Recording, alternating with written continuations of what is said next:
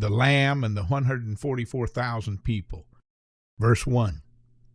Then I looked again, and I saw the Lamb. He was standing on Mount Zion in Jerusalem. There were 144,000 people there with him.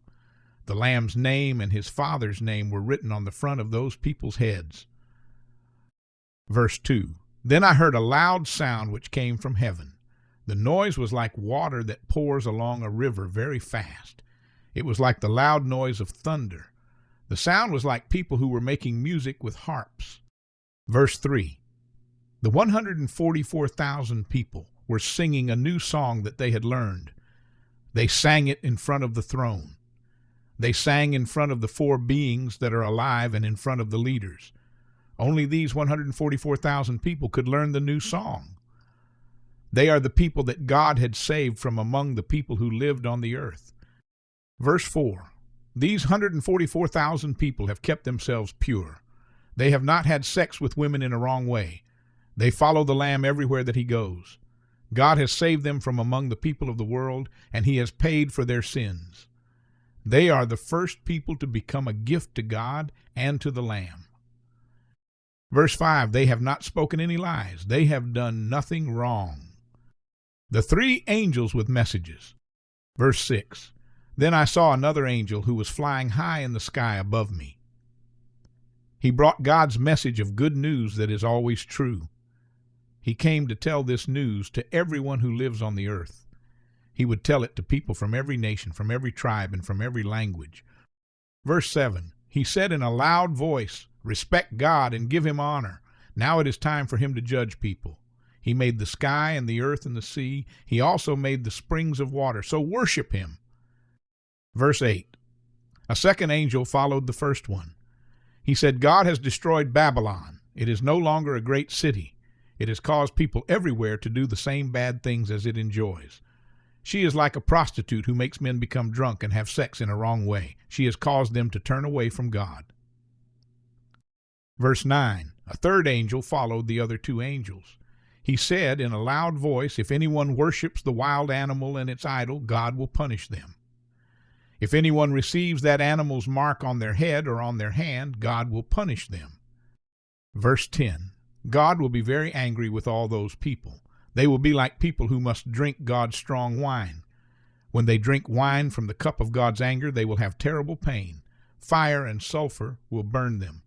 God's angels and the Lamb will watch while God punishes them.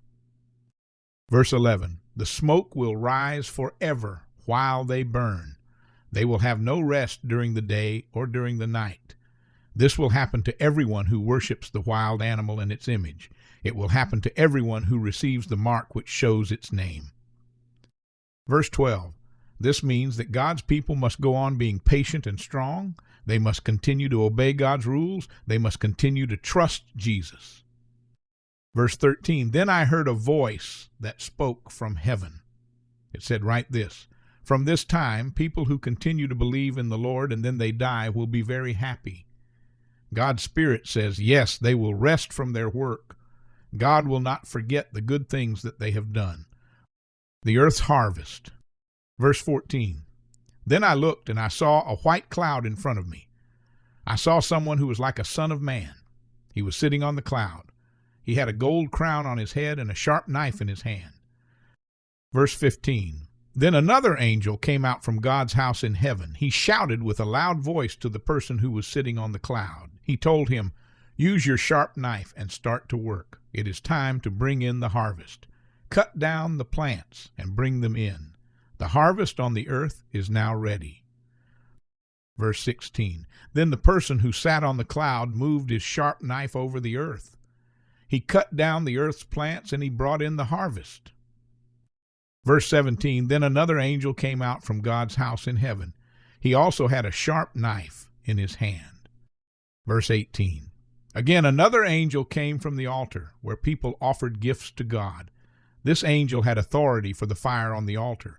He shouted with a loud voice to the angel who had the sharp knife. He told him, use your knife and cut the grapes off the earth's vine. The grapes are ready now to make wine. Verse 19, so the angel moved his sharp knife over the earth. He cut off the grapes which grew in the earth's vineyard. He threw the grapes into the winepress where God stamps on the grapes because he is very angry. Verse 20. The winepress was outside the city. When God stamped on the grapes, the juice that came out of the winepress was blood. The river of blood was very deep. It rose as high as horses' necks, and it went as far as 300 kilometers.